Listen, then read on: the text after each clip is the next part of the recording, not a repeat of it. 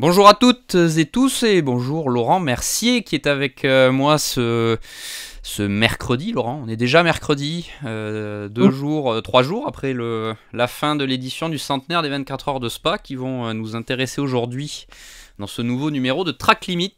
Laurent, on a vécu une édition du centenaire. Bon, je pense que le scénario final, il fallait être, même si on bossait chez Netflix, c'était impossible à définir, mais écoute, voilà, le sport auto nous réserve encore pas mal de surprises et on a pu avoir une fin de course improbable. On va y revenir assez vite. Laurent, déjà, édition du centenaire et tout le programme était vraiment, vraiment incroyable, hein, avec tout ce qui était autour de la course. On va rapidement passer là-dessus avec une affluence record, hein, 99 500 personnes sur ces 24 heures, même 110 000 si on prend la semaine entière avec la Speed Week qui était organisée la semaine avant avec le British GT notamment et le FFSA GT, plus toutes les animations autour. Ouais, salut Pierre. Ouais, une belle semaine avec un spectacle sur la piste, mais un spectacle aussi en dehors de la piste avec pas mal d'animations sur le circuit qui rappelait le centenaire de ces 24 heures de Spa, avec pas mal de voitures exposées, pas mal de petites choses, de casques, de billets, de programmes. On a pu un petit peu faire le tour et je pense qu'à ce sujet-là, les spectateurs en ont eu pour leur argent. Quand tu vois aussi les nombreuses séries support et les anciennes gloires, on va dire, des 24 heures de Spa qui étaient dans le paddock et qui étaient en piste. Franchement, là-dessus, je pense que l'événement, on peut dire que l'événement a été réussi. On rappelle, hein, il y avait des expositions notamment sur la terrasse F1, hein, au-dessus des stands de Formule 1 avec des anciennes gloires. On cite rapidement la BM Z4 GT3 Marque VDS. On a vu des Ford Capri, on a vu des Audi, on a vu le 806 qui a eu les faveurs du public, aussi les tiennes Laurent, parce que je sais que tu as déjà acheté la miniature. On l'a aussi vu en version civile décorée Et là, dans le paddock. Voilà, il est là, magnifique. Donc c'est vrai que pour ça, SRO Motorsports Group avait mis vraiment les moyens et avait fait les choses en grand pour cette édition du centenaire, ce qui était évidemment logique pour célébrer cette période dorée entre le tourisme, entre le GT pour ce qui nous concerne et même pour les anciennes années. Donc ça a été vraiment réussi, hein, entre toutes ces animations, que ce soit la parade, que ce soit les expositions, les courses aussi support avec des voitures historiques en piste, certaines qui nous ont gentiment rappelé de bons souvenirs auditifs, avec la Maserati notamment. Donc pour ça, je pense que Laurent peut tirer quand même un grand coup de chapeau à l'organisation pour tout l'ensemble de cette semaine. ouais, rien à dire de plus. Le travail en amont a été fait et, euh, et voilà, donc le paddock était complet et plein de voitures, donc tout ça c'est parfait. On va passer à la course, Laurent. Une édition du centenaire qui nous a réservé un scénario, comme je le disais en introduction, franchement inattendu. Tout le monde a vu Ferrari gagner parce que Ferrari avait su se replacer au bon moment avec la position en piste, hein, l'arrêt au stand un petit peu anticipé avec la Ferrari numéro 51 AF Corse Francorchamps Motors d'Alessandro Pierguidi, qui a pu passer très vite ses deux rivales qui étaient la Aston Martin Vantage numéro 7 de Come to You Racing et la BMW M4 GT3 numéro 998 du Rover Racing. À partir de là, Alessandro Pierguidi a fait du Alessandro Pierguidi, hein, je pense que tu me contrediras pas Laurent. Il a creusé l'écart méthodiquement, même s'il n'y a pas eu 50 secondes d'écart, hein, mais il s'était constitué même un matelas d'une quinzaine de secondes. Et à un petit peu moins d'une heure de l'arrivée, il fait son dernier arrêt qui doit normalement se passer sans encombre. Et malheureusement, on va vous remontrer rapidement ce qui s'est passé. Un petit accro, hein. Donc un petit accro d'histoire. Une voiture, Laurent, qui se retrouve bloquée à l'entrée de la voie des stands. Voilà, vous pouvez le voir. Parce qu'une Lamborghini, la numéro 19, hein, du Grasser Racing Team, qui, sur panne électronique à cet instant, ne peut plus rien faire dans la voie des stands. Et à partir de là, c'est le scénario qui s'inverse totalement pour Ferrari, parce qu'il y il y a presque 50 secondes, je crois, qui sont perdues dans l'affaire. Et à partir de là, c'est sûr que c'est très compliqué pour Ferrari de remonter. Laurent, je pense que quand on est Alessandro Pierguidi dans la voiture, on doit avoir, je pense, ou envie de pousser la voiture qui est devant, qui sera sortie par les commissaires le plus vite possible, hein, évidemment, mais malheureusement le temps perdu est trop conséquent, ou on a presque envie presque d'arrêter, parce que c'est terrible de perdre la course sur cet épisode, quoi. Ouais, alors déjà, c'est pas quelque chose de courant quand même, faut quand même le signaler. La situation est quand même assez cocasse et c'est pas arrivé souvent. Alors c'est vrai que la voie des stands à Spa est quand même assez étroite. Alors par contre, ce type de situation est déjà arrivé dans le passé en GT. C'était à Bakou, 2013, où c'était une McLaren qui devait être pilotée par Frédéric Vervisch, qui était une McLaren de Boutsen-Gignon, qui est pareil, qui est tombé en panne, c'était un souci d'alternateur et qui avait bloqué l'entrée de la voie des stands. Donc bon, on sait qu'à Bakou c'était assez étroit aussi et qui avait bloqué plusieurs voitures. Bon, donc voilà, jusqu'à présent personne s'était posé la question de savoir si l'entrée de la voie des stands à Spa était étroite, s'il y avait un problème. Là, le problème est arrivé. Le problème est arrivé en fin de course, d'une course de 24 heures. C'était la deuxième fois que cette Lamborghini elle bloquait la voie des stands parce que c'était arrivé à l'arrêt précédent, là aussi sur un problème électronique. Et c'est pas de cul, même si à l'arrivée Alessandro Pierguidi qui a quand même été très, on va dire, je sais pas, très sport dans ses déclarations. Ouais, on l'a connu plus virulent, on va dire. Ouais, et lui regrettait juste qu'on l'ait pas prévenu, plus tôt, parce que lui explique qu'il avait de quoi faire un tour supplémentaire pour rentrer. C'est ça. Que ce soit au niveau essence là, ou au niveau même temps de relais, hein, parce qu'il y a toujours cette question des temps de relais. Ils avaient un tout petit peu de marge, ouais. Ferrari, donc ils avaient la possibilité d'effectivement de faire un tour de plus. Exactement, donc ils avaient un petit peu de marge. Et le souci, c'est que même si ça arrive proche de l'entrée de la voie des stands, il faut quand même que le véhicule arrive.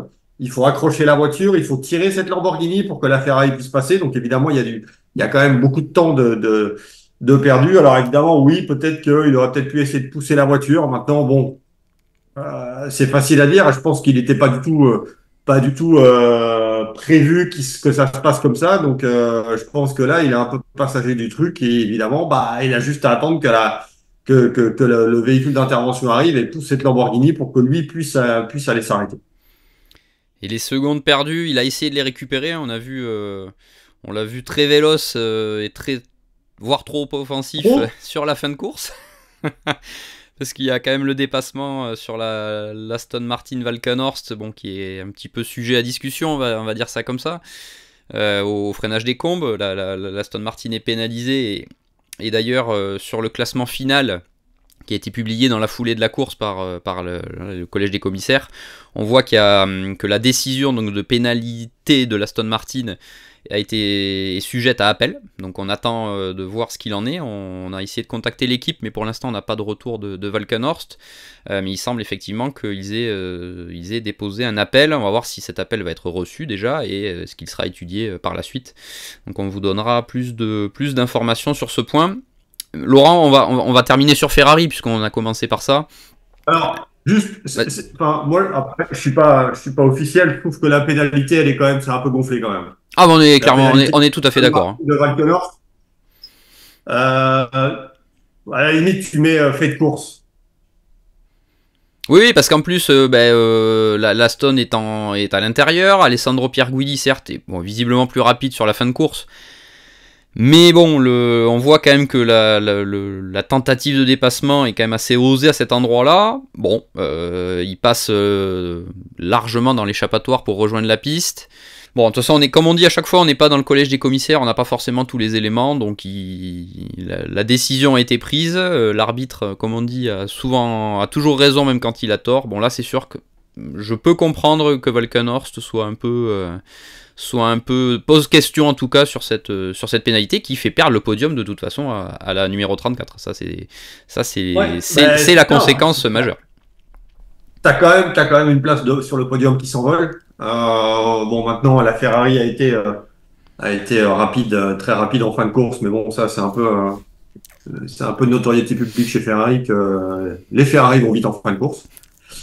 Et du coup, pour Pierre Goudy, ça, enfin, je veux dire, lui, il va garder un goût amer de Spa-Francorchamps cette année quand tu sais ce qui s'est passé aux 6 heures de Spa en WEC, où on relance la course, où là, il était pas du tout content, il était pas du tout programmé que ça reparte, mais bon, c'est reparti, et là-dessus, je pense qu'il n'y a rien à dire. Et donc lui, évidemment, je pense que c'est Spa-Francorchamps en 2024, c'est pas du tout le Spa-Francorchamps qu'il a connu l'année de la victoire. Ça, c'est certain. Ferrari, quand même, a été dans le coup tout au long de la semaine, hein, Laurent. On va prendre un peu de hauteur sur plus que la course. C'était pas une surprise de voir les 296 GT3 aux avant-postes. Évidemment la 51. Il y avait clairement la perfo pour cette voiture. Ils ont vraiment pris l'avantage une fois la piste redevenue vraiment sèche dans la matinée. C'est là où on a vraiment vu la numéro 51 passer en tête, hein, faire vraiment son effort. On a aussi vu la 93, Laurent, je sais pas si tu te souviens, dans la soirée, hein, avec Chris Frogat, Ouais. vraiment très très en verve, qui à un moment jouait la première place au général. La voiture, on vous rappelle, du Sky Tempesta Racing étant inscrite en bronze. Bon, c'était vraiment la preuve que les voitures étaient perfo. Le seul bémol dans le clan Ferrari, bon, ça reste la course en grosse demi-teinte de la 71, hein, avec il y avait notamment Vincent Abril sur la voiture, la 71 qui a été impliquée dans un accrochage à 3 dans la nuit, qui a notamment éliminé la Mercedes 48. Voilà, les Ferrari clairement étaient dans le coup, elles ont tenu leur rang. Bon, c'est un coup du sort qui enlève une 5e victoire aux 24 heures de Spa pour la marque italienne.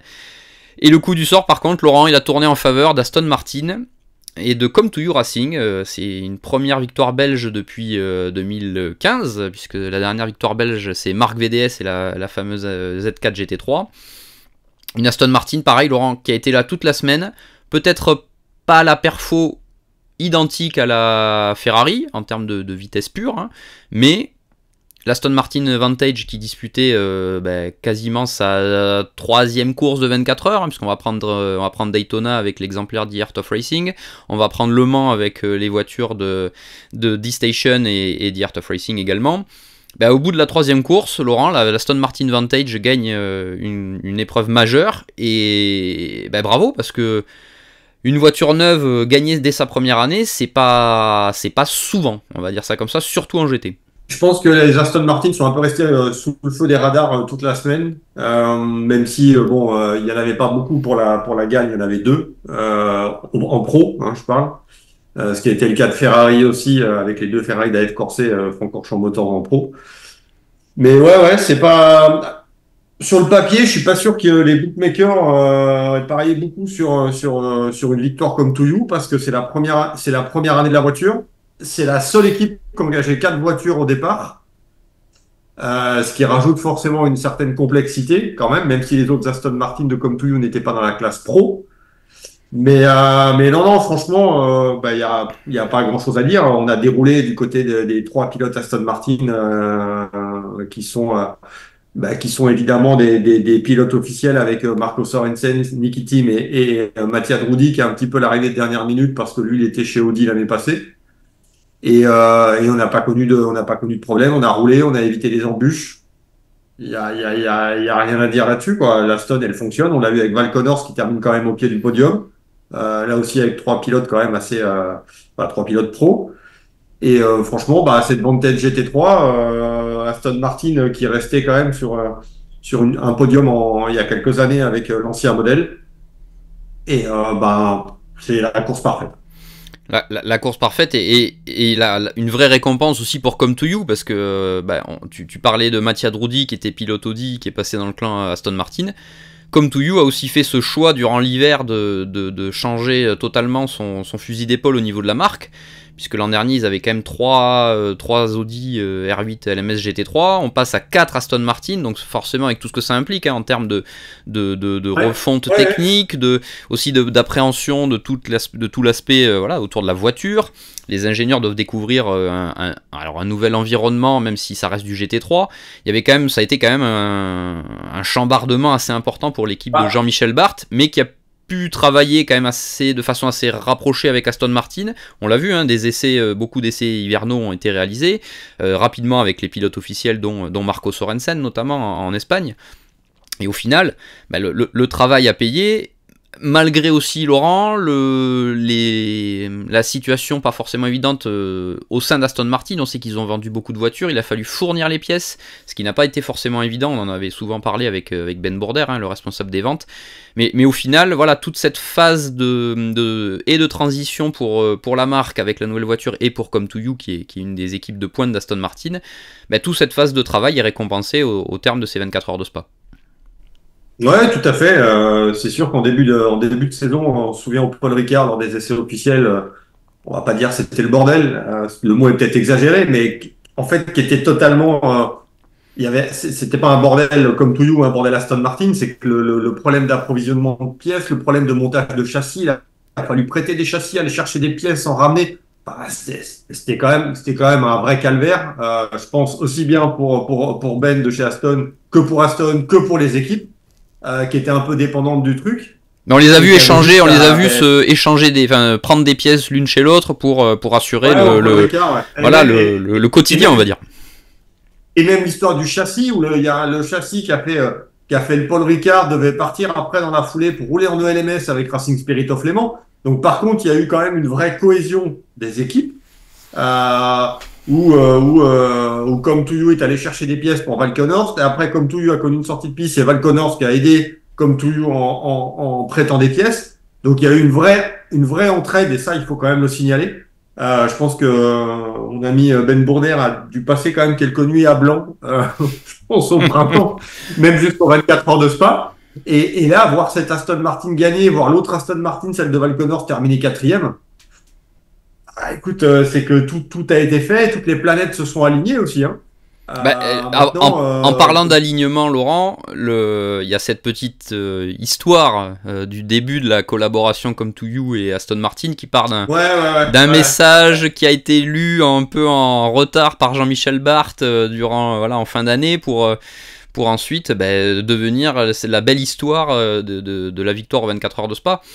Et comme quoi il faut pas grand chose des fois pour lancer un joli scénario, mais voilà, comme tu dis, c'est un ensemble qui est récompensé pour Aston Martin et pour Come2You aussi, parce que l'équipe roulait souvent en tourisme et est passée au GT l'an dernier avec un programme assez conséquent, mais a dû gérer la fin du support officiel Audi pour trouver ensuite Aston Martin. Bon, voilà, tous les engrenages ont été huilés comme il fallait pour aller chercher cette victoire. C'est bien pour Jean-Michel Barthes qui a quand même mis beaucoup d'énergie en fait dans ce programme. C'est bien pour François Verbist aussi qui a suivi le programme et qui a aussi mis beaucoup d'énergie. C'est bien pour Sébastien Breuil qui a aussi rejoint l'équipe et qui a gagné pas mal de courses de 24 heures, mais qui devait gagner encore à Spa et maintenant c'est fait. Et comme c'était pas l'équipe, je veux dire. Tout le monde, chaque année, tout le monde fait un peu des pronostics et tout. Et j'ai pas vu quelqu'un mettre une pièce sur l'Aston. Pas parce que l'Aston n'est pas compétente ou que le team n'est pas compétent ou que les pilotes sont pas compétents. Mais le problème, c'est quand tu as 24 voitures en pro qui peuvent gagner les 24 heures de Spa, tu te dis, merde, l'Aston, c'est sa première année. Comme tout, c'est la première année avec l'Aston. Tu dis, bon, c'est peut-être pas cette année qu'il faut la mettre. Je pense que la pièce, les gens l'auraient mis plutôt l'année prochaine, pas forcément cette année. Quand tu vois ce qu'il y avait avec Mercedes, que tu vois ce qu'il y avait avec Porsche surtout, quand tu vois ce qu'il y a avec BMW, avec Ferrari, tu dis bon, l'Aston, tu la mets parmi des outsiders, mais tu la mets pas parmi les favoris. Et cette victoire, moi, elle me rappelle un peu celle de GPX Racing en 2019, celle de Saint-Eloc en 2017. Celle de Valkenhorst en 2018. Celle de Valkenhorst, exactement, où c'est pas forcément ces équipes-là que t'attends parce que le plateau, il y a tellement de voitures qui peuvent gagner et d'équipes que tu dis, ouais, tu les mets un peu derrière parce que les autres ont tellement de voitures pour gagner que tu dis, il y en a forcément une qui va gagner. Et là, non. Et donc, GPX a gagné, Valkenhorst avait gagné, Saint-Eloc a gagné. Et maintenant, c'est Come2You qui gagne. Et, oui, et c'est vraiment une belle récompense. Ferrari et Aston Martin donc qui ont animé le devant de la course avec une troisième marque qui a longtemps été dans la course à la victoire, c'est BMW. Que ce soit avec Team WRT pendant la nuit notamment, puisque on reviendra sur la neutralisation, la longue neutralisation du fait des conditions météo, mais c'est au passage de la mi-course qu'on a vraiment revu les M4 de l'équipe de Vincent Voss aux avant-postes, avec surtout la numéro 32. de Sheldon van der Linde, Charles Wirtz et Dries Vanthoor. Mais au final, c'est encore Rover Racing, Laurent, qui a été le dernier atout au vu du scénario de la course pour BMW. Autant la 98 a été éliminée tout de suite, les tenants du titre, hein, Nick Yelloly, Philippe Eng et Marco Wittmann, un souci de système de refroidissement après un passage dans le bac à gravier qui a coupé l'élan de la voiture. Autant la 998 a fait une course quasi parfaite, car à un tout petit peu plus d'une heure de l'arrivée, il y a cette crevaison lente pour la 998. Donc rentrer au stand obligatoire, hein, sauf que l'arrêt se fait un tout petit peu trop tôt par rapport au temps de relais, et malheureusement la voiture doit repasser par les stands dans la dernière heure pour valider le temps de relais final. Et la voiture plonge hors du podium. Et donc finalement c'est Team WRT qui récupère le podium avec la numéro 32. Il y a eu un petit changement de BOP avant la course avec 10 kg en moins pour ces voitures, mais face à Ferrari on sentait qu'il en manquait peut-être un tout petit peu quand même en termes de performance. Tu l'as vu en Super Pole. Alors oui, les deux voitures de WRT sont pas passées en Super Pole, il y a que celles de Rovet qui sont passées, mais même celles de Rovet qui sont passées en Super Pole, quand tu vois les chronos en Super Pole, elles étaient un peu loin des positions de tête. Donc oui, il y a eu ce petit réajustement de BOP. Alors ça, c'est toujours un peu, bon. Est-ce qu'il faut s'en réjouir? Est-ce qu'il faut pas s'en réjouir de changer les BOP en cours de meeting? Bon, ça, c'est un autre débat. Faudrait qu'on fasse une émission. J'ai un peu peur que ça dépasse un petit peu beaucoup au niveau du timing. Mais je pense que WRT s'attendait quand même à faire mieux qu'une troisième place, forcément, parce que quand tu viens et que t'as pas gagné ici depuis 10 ans, alors que tu as un peu gagné partout, tu t'attends forcément à mieux.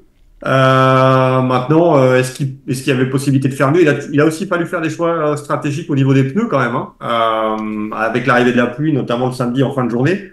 Est-ce qu'il fallait rester en slick? Est-ce qu'il fallait passer en pluie? Alors on le rappelle quand même, il y a juste c'est pas comme aux 24 heures du Mans où il y a différents crans. Là, c'est les mêmes pneus pour tout le monde. Il y a une spécification de pneus slick, une spécification de pneus humides, enfin mouillés. Donc là, on n'a pas trop de choix. Il faut juste savoir quand est-ce qu'il faut les passer ou pas sur un circuit de 7 km où, évidemment, il peut pleuvoir à un endroit et faire beau à l'autre, ou une trajectoire séchante ici et encore vraiment humide à l'autre bout du circuit. Donc, il y a vraiment des paris à prendre. Et oui, tout est tombé, comme tu l'as dit, sur cette 998, qui était quand même très bien pilotée. Et puis, c'est WRT qui récupère le podium, alors qu'il y avait un bon coup à jouer aussi avec la 46 de Valentino Rossi, qui nous a fait un peu un strike quand même, l'ami Valentino quand même.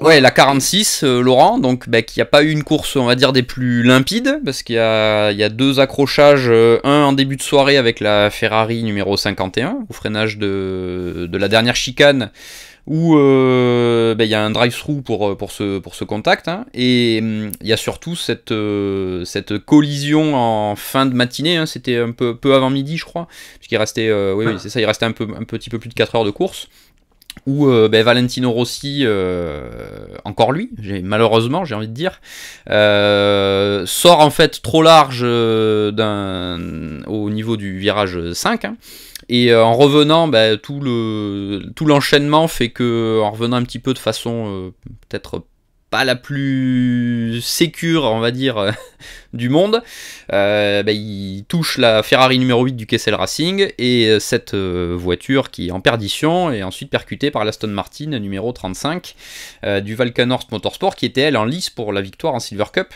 Donc ça fait beaucoup. Il y a eu un drive-through pour la première collision, et un stop and go de 10 secondes pour la deuxième. Bon, les pénalités sont quand même logiques au vu des incidents et surtout des conséquences, notamment pour le deuxième accrochage. Ouais, donc ça c'est quelque chose qui a changé parce qu'il y a quelques années, jusqu'en au moins 2021, il y avait une échelle dans le règlement sportif qui disait que si un pilote pro sortait un pilote AM, la sanction était différente si le pilote AM pouvait repartir ou si le pilote AM devait abandonner.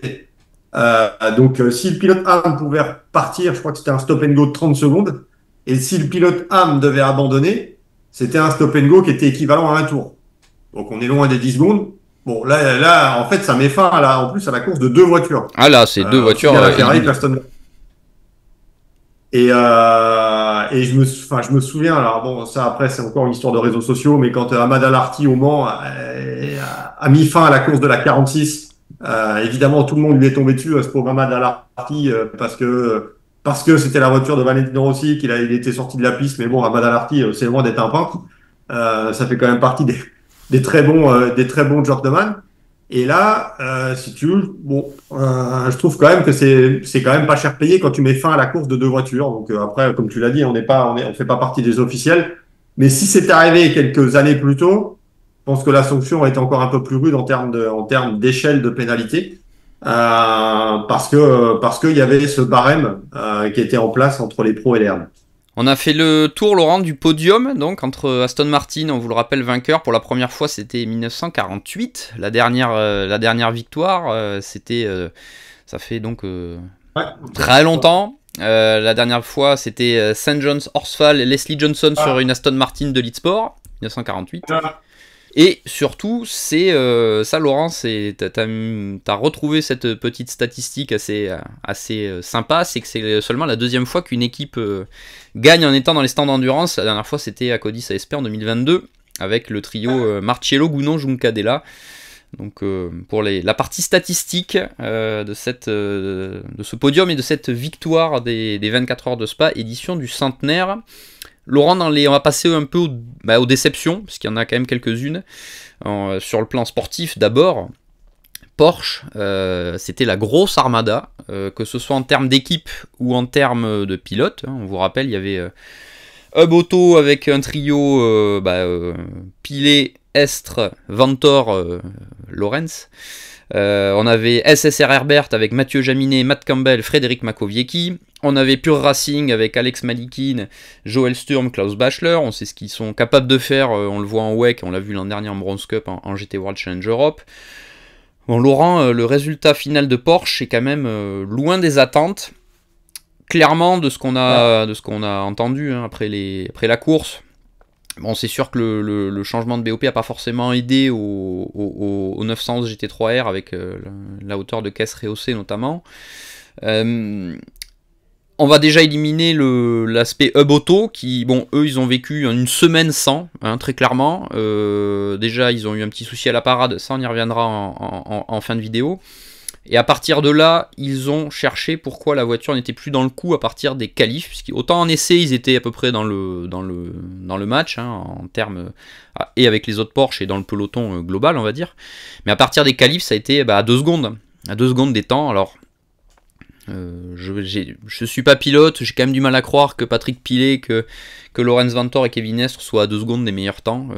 Donc il y avait clairement quelque chose sur la voiture. C'est Porsche qui a pris la main, en fait, sur la voiture, qu'ils ont tout changé, hormis quasiment la boîte de vitesse et le moteur. Et ils sont repartis de zéro. C'était pas la vitesse n'était pas encore là tout à fait, et de toute façon la voiture a été éliminée sur une case de suspension dans le raidillon, et Patrick Pilet s'en est très bien sorti. C'est un amortisseur, très précisément, qui a cassé.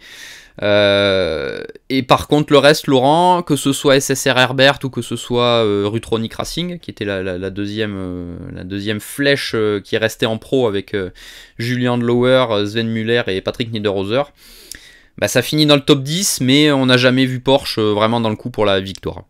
Non, et tu aurais pu rajouter Phantom Global Racing aussi, Aussi. parmi les équipes de pointe. Et quand tu énumères les équipes et les pilotes, tu te dis, bon, ben là, ça peut que gagner. T'en as forcément une qui va gagner. Tu vois, quand tu vois le nombre de pilotes officiels et tout, tu te dis, bon, quand tu vois en plus les conditions de piste qui sont quand même Oui, sur le papier favorable. intrinsèquement à la place, tu vois, tu te dis, il y en a une de celles-ci qui va gagner, c'est pas possible autrement. Je veux dire, t'as forcément le nombre.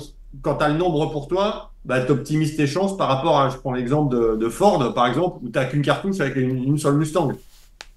Donc là, tu te dis, bon, là, quand même, alors il y a eu, comme tu l'as précisé, cet ajustement de BOP avec une équipe qui a roulé avec des capteurs pour la hauteur de caisse qui est formellement interdit. Donc, est-ce que c'est ce qui a fait aussi que On a réajusté un peu la balance de performance pour la Porsche. Mais bon, ok. T'en as deux dans le top 10, mais huitième et neuvième, avec SSR Herbert et Rutronic Racing.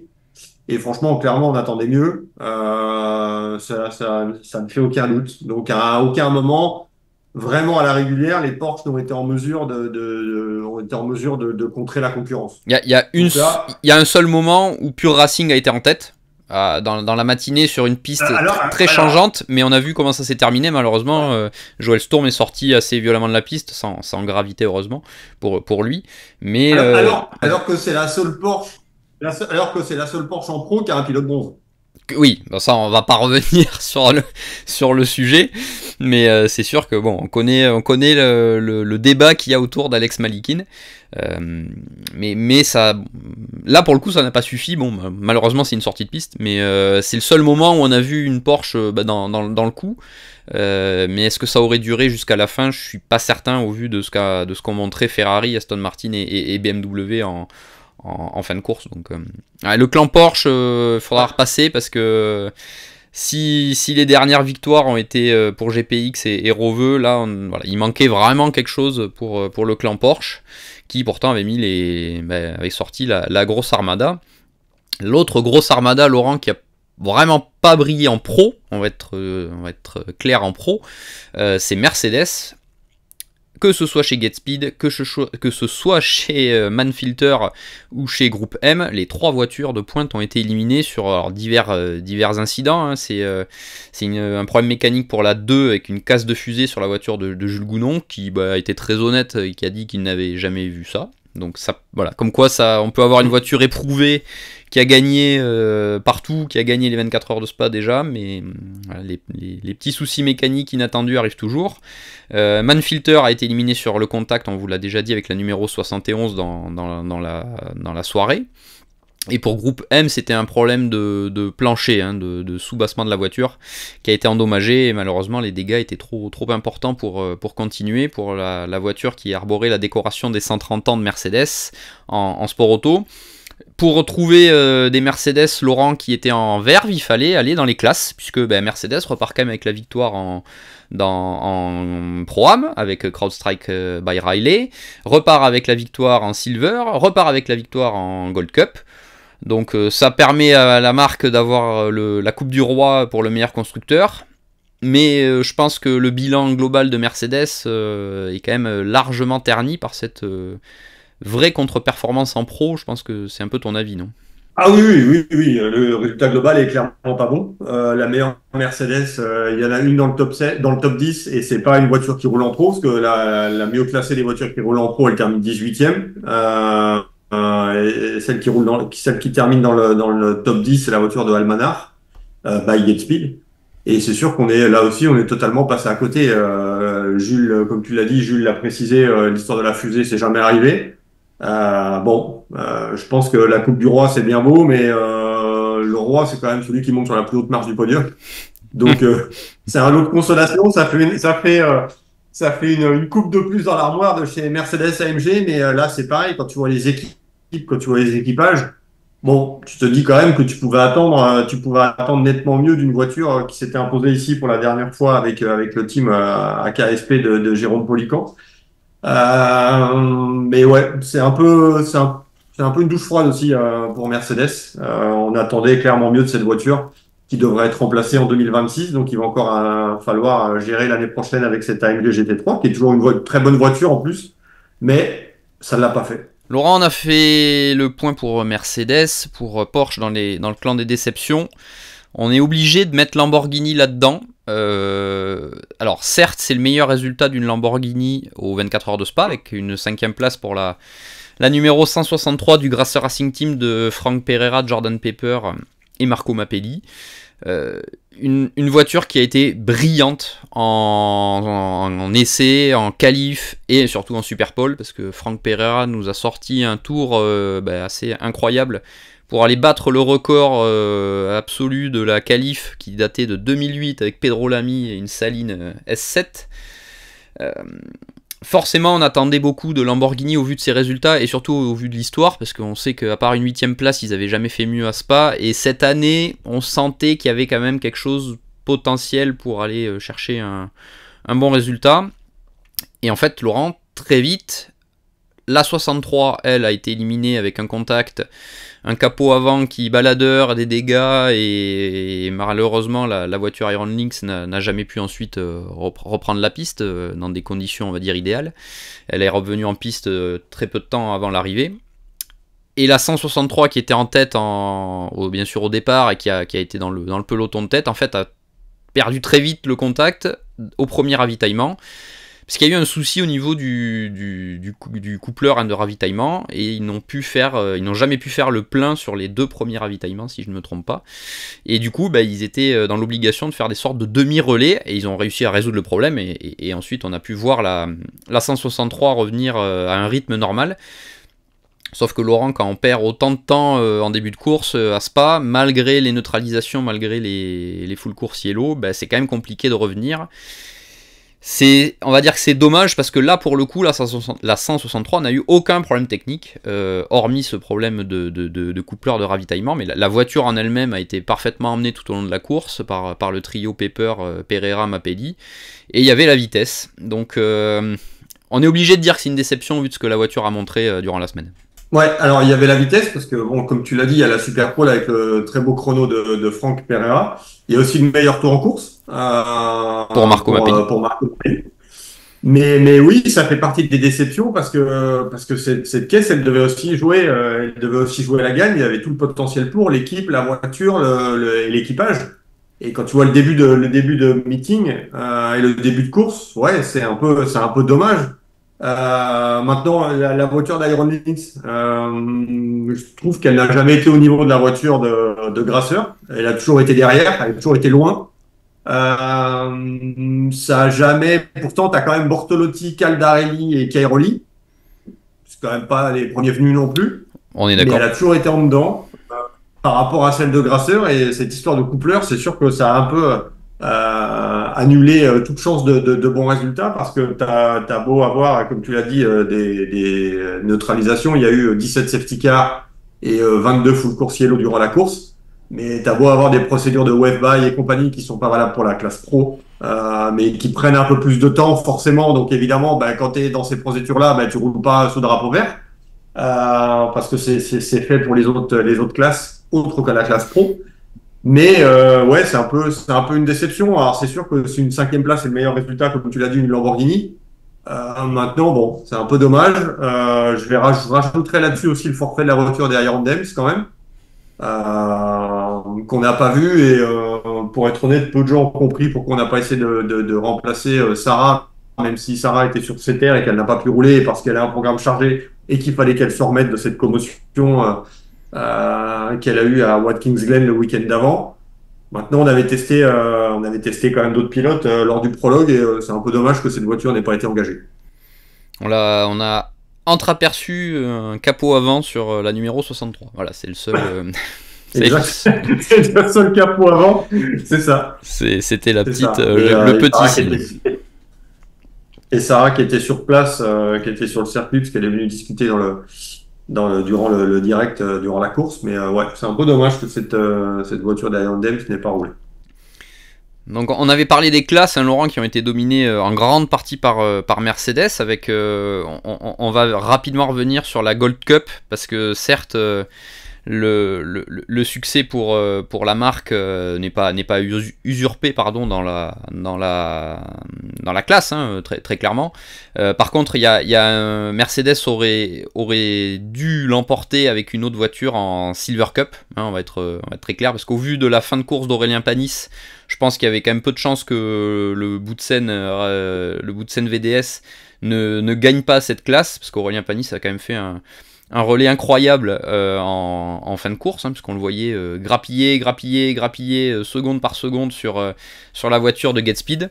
Et malheureusement, ce qui semble être un problème de transmission sur la numéro 10 a ruiné les chances de Boutsen VDS. Il fallait quand même mentionner ça parce que Boutsen VDS a fait une super course dans cette classe avec Roé Mehuas, César Gazo, Aurélien Panis et Sébastien Beau qui étaient en renfort sur ces 24 heures de Spa. Mercedes gagne donc la classe avec la voiture Get Speed de Mettler, Kell, Barton et Walker. Laurent, c'est dommage pour Boutsen qui avait une voiture en pro, qui a été un petit peu discrète malheureusement. Mais là en Silver, il y a vraiment une occasion manquée aussi là. Ouais, c'est un crève-cœur. Tu vois ta voiture qui arrête en plus quasiment devant ton stand parce qu'elle est arrêtée, elle est tombée en panne devant les stands d'endurance, quasiment en face au stand de Boutsen.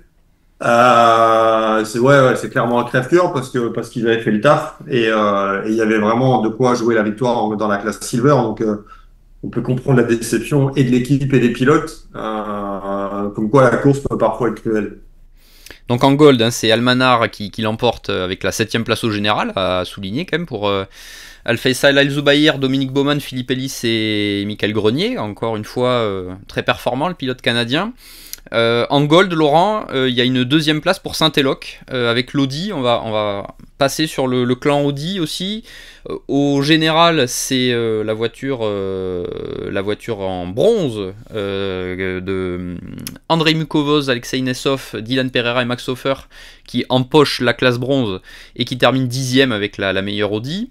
La du Trésor Attento Racing, la numéro 66. La numéro 99 en pro de Christopher Haas, Alex Aka et Ricardo Feller termine le 12ème sans avoir été une course discrète on va dire pour la voiture.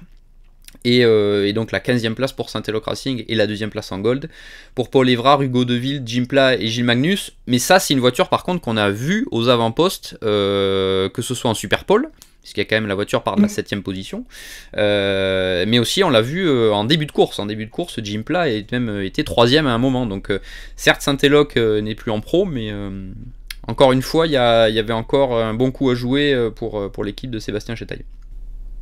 Ce qui est assez original, c'est qu'on a plus d'investissement officiel d'Audi parce qu'on a plus de voitures à Spa qui s'appellent, les équipes s'appellent Audi Sport Team Saint-Éloque, Audi Sport Team Attento. Donc ça c'est terminé. Mais c'est sûr que la voiture qui roule en gold chez Saint-Éloque, au début de course, elle a vraiment fait une très belle perf. Déjà en Superpole déjà. Et les Audi qui avaient une bride quand même avant le début du meeting de 0,5 mm de plus grande que les années passées. Ça leur a peut-être donné un petit peu d'air. Oui, forcément, c'est la bride est plus grande, tu me diras. Mais ouais, comme quoi l'Audi est toujours là. Alors oui, t'en as une qui est dans le top 10 qui roule en bronze. C'est dommage aussi pour la 2e Audi de Saint-Éloque, qui avait fait un très beau début de course avec Alban Varouti. Et on a le Ivan Klimenko qui s'est un peu emmêlé les pinceaux et qui a quand même connu un contact et qui débute en endurance. Donc il faut peut-être un peu de temps aussi pour se faire la main. Et Audi, je sais pas si on pouvait attendre mieux en termes de classement général, je parle. Certainement aussi avec celle de Trésor Attento avec un équipage pro. Voilà, c'est elle la petite déception quand même dans le clan Audi. Quand on voit les pilotes. Mais la perf chez Audi, c'est clairement celle de Saint-Éloque. L'autre déception, alors est-ce qu'on peut appeler ça une déception? Ça a été pareil, c'est une course discrète, c'est McLaren qui, le Garage 59 termine 11ème avec la 159 de Dean McDonald, Benjamin Gutt et Tom Gamble. Mais on les a jamais vus dans le coup réellement pour aller taquiner le podium, on va dire. Donc McLaren, une course un peu discrète. Autant on les avait vus au Mans, notamment en Hyperpole avec Inception Racing et Brendan Iribe. Autant là, Laurent, McLaren a traversé la semaine sans briller. On va dire ça comme ça. Non, et pourtant, tu vois, quand on était allé voir, si tu te souviens, quand on était allé discuter avec Vincent Voss, c'était quand, vendredi matin? Oui, c'est ça. Quand on avait échangé sur les forces en présence, et si tu te souviens, Vincent nous avait dit, les gars, méfiez-vous, n'oubliez surtout pas la McLaren, parce qu'en termes de bop, elle était plutôt pas mal, et il fallait surtout surveiller la McLaren. Alors oui, à un moment, on l'a vu quand même pas trop mal, mais on l'a pas vu non plus, on n'a pas vu de McLaren. Alors il y en avait qu'une en pro. On l'a pas vu vraiment jouer la victoire sur la longueur. Donc après peut-être que l'équipage aussi c'est peut-être un tout petit peu moins affûté que les autres équipages de pointe quand même, même si c'est du très bon niveau. Mais c'est sûr que pour McLaren, c'est un peu une course un peu compliquée. Et la dernière marque, Laurent, c'est Ford, avec qu'une seule voiture, avec Christopher Mies, Fred Vervisch et Dennis Olsen. 19e, la voiture est au bout encore, après une course sans grandes histoires, on va dire.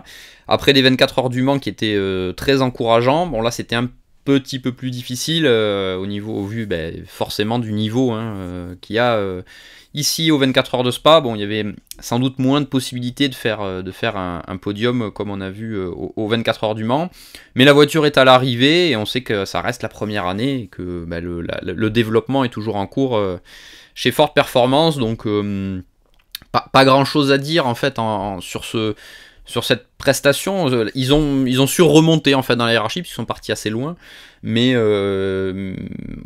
la performance était encore là un petit peu en dedans par rapport à ce qu'on a vu notamment en début de saison, puisqu'ils avaient été pas si mal que ça, notamment au Paul Ricard. Ouais, non, là, enfin, si tu veux, c'est un peu comme quand tu es à l'école et que tu reçois ton bulletin scolaire de fin de trimestre où il y a marqué encourageant. Alors oui, la voiture, elle termine 19e, ok.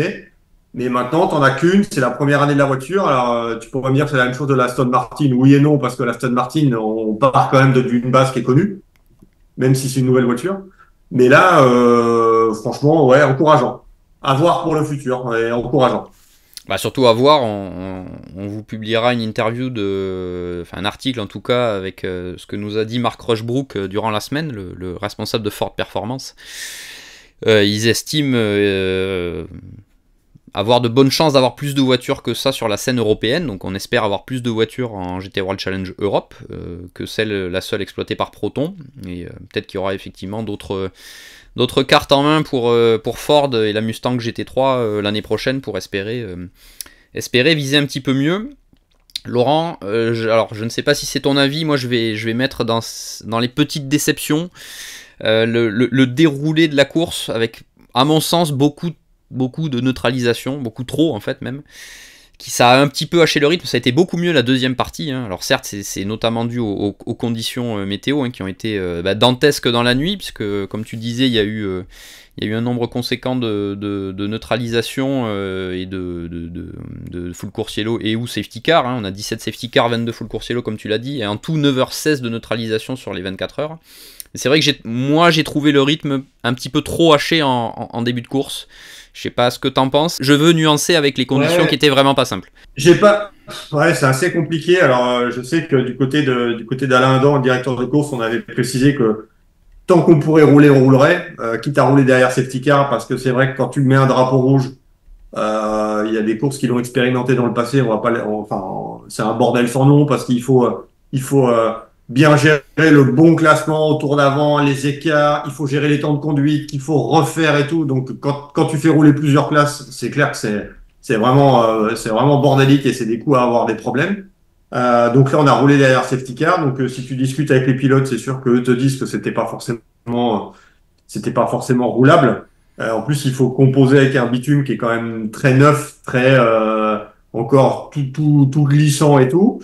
Même si c'est censé être un bitume qui est censé être drainant pour mieux évacuer l'eau. Et encore, je pense que tu seras d'accord avec moi, on s'en est bien sorti par rapport aux prévisions qui étaient annoncées. Ce qui est certain, donc pour le bitume, déjà, il a été plutôt bien perçu par les pilotes. On l'a vu déjà rien qu'au niveau chrono, on l'avait déjà vu en British GT la semaine précédente. Mais là, ça a été radicalement plus rapide sur piste sèche. Sur piste mouillée, effectivement, c'est la principale crainte des pilotes. On s'en sort effectivement très bien, parce que ça aurait pu être plus compliqué que ça à appréhender, sachant que il y a quand même eu pas beaucoup de possibilités de roulage avant la course, sous la pluie, réellement, de la vraie pluie, on va dire, avec des conditions très très humides. Le bilan global pour cet asphalte est bon. Après oui, les neutralisations, on sait que c'est un championnat où il y a encore des pilotes, il y a beaucoup de pilotes âmes, c'est le cœur de ce championnat. Je comprends tout à fait la non prise de risque de la direction de course par rapport à eux et aux conditions rencontrées. Ça, je suis tout à fait en accord avec les prises de décision sur ce point-là. C'est surtout en fait d'avoir vraiment l'enchaînement full course yellow, voiture de sécurité. C'est peut-être un peu ça, voilà, où je serais un peu plus nuancé. Bon, après, quand il y a des incidents avec la voiture, où il y a des interventions nécessaires très, très rapidement pour les commissaires de piste, évidemment qu'il faut neutraliser sous full course yellow et après relancer sous voiture de sécurité quand ça dure, il n'y a pas de souci pour ça. Mais je vois par exemple, tu vois, le dernier full course yellow pour la voiture d'Aurélien Pagny, certes la voiture était facilement accessible pour les commissaires, mais le full course a été rapide. Ça reste mon avis vraiment personnel. Ouais, bah écoute, le truc aussi, c'est que de toute façon, tant qu'il se passe rien, on peut toujours critiquer les décisions. Le seul problème, c'est que si tu relances et qu'il y a un accident, forcément tout va retomber sur le directeur de course. Qui a la responsabilité maintenant... de tout ça, on vous le rappelle. Eh ouais, mais c'est l'éternel sujet, et ça, c'est pas spécifique aux 24 heures de Spa, c'est spécifique à toutes les courses. C'est que quand il se passe rien, il n'y a pas de souci. Le jour où il y a un problème, après, évidemment, c'est le directeur de course qui est responsable, donc c'est lui qu'on va déglinguer. Donc les responsabilités, c'est un peu dur, et comme on est quand même au 21e siècle et en 2024, c'est difficile de prendre des décisions. Bon, écoute, on a roulé. Je pense que les prévisions météo s'annonçaient pire que ce qu'on a eu. Et tous les pilotes étaient d'accord pour dire qu'à certains moments, c'était un peu, il fallait pas relancer. Ah, mais là, il y a clairement il y avait pas de débat. Hein. Là, la décision de placer la course. Ouais, non, ça, je suis d'accord avec toi. La décision de placer la course sur voiture de sécurité pendant une longue période, notamment. En plus, il faut rappeler, hein, c'était la nuit. Il y a quand même beaucoup de pilotes qui nous ont dit que le nouvel asphalte était très sombre et du coup ne facilite pas la vision par rapport à la quantité d'eau. Ça, quand même, il n'y a pas de souci là-dessus. Sur ce point-là, moi, je n'ai aucun problème avec cette décision de neutraliser la course. Après, la décision de mettre sous drapeau rouge ou pas, ça, c'est encore un autre débat. Mais voilà, moi c'était juste sur certaines neutralisations, on va dire, courtes. Voilà, c'est plus l'aspect de l'enchaînement full course, voiture de sécurité, sachant qu'il y a le wave by maintenant où il faut donc réaliser la procédure. Bon, voilà, ça restait un petit avis. Et on a quand même eu aussi quand même quelques accidents assez importants qui se terminent quand même très bien pour les pilotes. J'allais t'en parler, ça a été un sujet. Oui. À la porte BM, notamment dans la descente du Réveillon. La sortie de piste de Joël Sturm aussi. Mm-hmm. Et puis la Mercedes, comme tu l'as dit, Triple Eight qui finit sur le tour. C'est vrai que c'est surtout l'accident qu'il y a eu dans la première partie de la course, hein, comme tu dis, dans la descente vers le rouge, au départ, un contact entre l'Aston Martin de Nicolas Barth et la Ferrari Rinaldi. L'Aston Martin finit sa course à petite vitesse dans l'herbe. Et derrière, la Ferrari est immobilisée en piste et bon, malheureusement, il y a une voiture qui l'évite pas. Alors c'est vrai qu'on est passé pas loin quelque chose d'un peu plus sérieux et bon, dès qu'on a eu la confirmation et qui a été très rapide d'ailleurs de SRO que les pilotes allaient bien, bon, il y a eu un petit soulagement pour ceux qui étaient en salle de presse et je pense également dans les tribunes parce que l'accident était quand même assez impressionnant visuellement et ça aurait pu moins bien se terminer. Laurent, on a fait le tour un petit peu de tous les éléments majeurs de ces 24 heures de Spa 2024, c'était l'édition du centenaire, on vous rappelle. La semaine donc a été marquée par la parade avec des voitures incroyables, hein. Je pense que on a pu revoir des anciennes gloires qui étaient les Maserati MC12, les BMW et leurs fameuses décorations avec des sponsors bien connus. On va pas les citer, on va pas faire de pub, même si les sponsors sont pas plus forcément là. Il y a juste eu un petit bémol, Laurent, dans la parade. Il y a eu quand même quelques voitures qui ont connu. Alors, c'est pas que cette année, hein, on va être très clair, parce que c'est pas la première fois que ça arrive. Mais il y a eu un petit bémol avec des voitures qui ont été en surchauffe et ça n'a pas été simple pour certaines équipes. Et le petit bémol, c'est qu'en plus, là où il n'y a pas de bol, c'est que c'est la journée où il a fait le plus chaud. Donc oui, il y a des moteurs qui ont dû être changés parce qu'ils ont chauffé et parce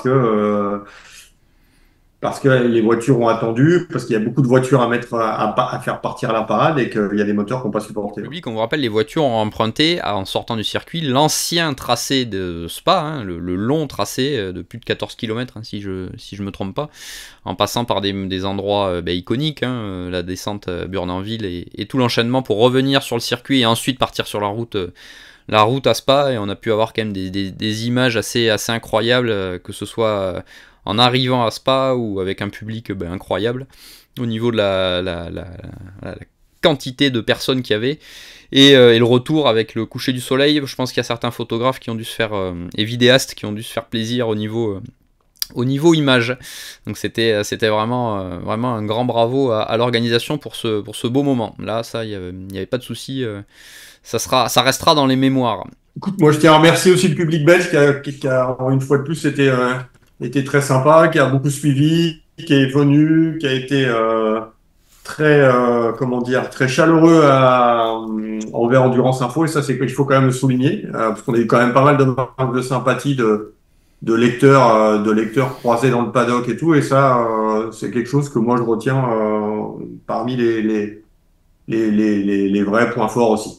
On est au bout de ce numéro de Track Limit, Laurent, sur l'édition du centenaire des 24 heures de Spa. On vous remercie de la fidélité que vous accordez et au podcast et à Endurance Info.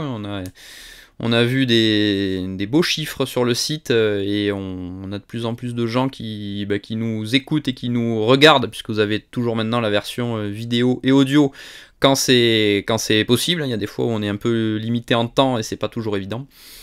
Laurence donne rendez-vous prochainement, hein, on va faire le point calendrier, on retourne sur le LMS ce week-end avec la manche d'Imola. Il y a également le DTM qui sera au Nürburgring. Pour le GT World Challenge, ça sera les escapades allemandes Nürburgring et Hockenheim à la fin du mois. Évidemment, toi tu seras sur place pour commenter et être pour nous faire vivre ça de l'intérieur. Et il y aura également le WEC mi-juillet, donc pas ce week-end, mais le week-end d'après, où là c'est Thibaut qui sera de la partie au Brésil, à Interlagos. Laurent, merci pour ce débriefing des 24 heures de Spa 2024, et puis rendez-vous dans un prochain numéro de Track Limit. Merci, à bientôt, bye bye.